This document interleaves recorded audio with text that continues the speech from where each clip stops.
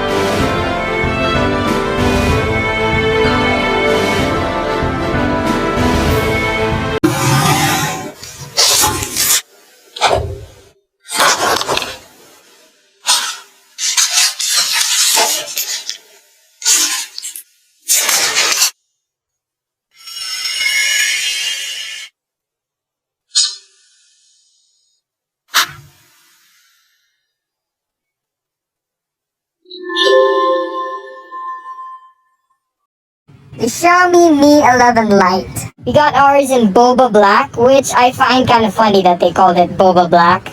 We also have a really nice looking triple rear camera setup, AMOLED screen with 90Hz refresh rate, plus it's super thin and light. O Xiaomi Mi 11 Lite foi eleito dos celulares mais lindos do mundo e mais fino, leve e elegante.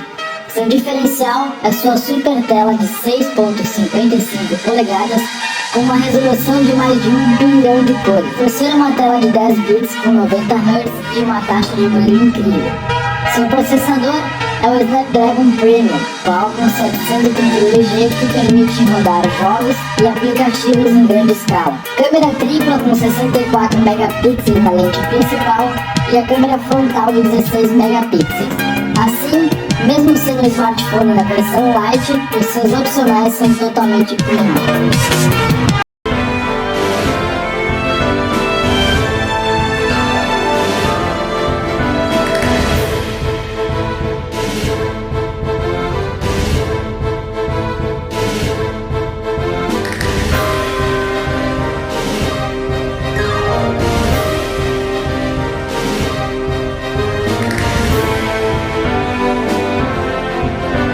Thank you for watching, guys. Like, subscribe, and notification bell para updating ka sa mga videos ko. And don't forget to comment!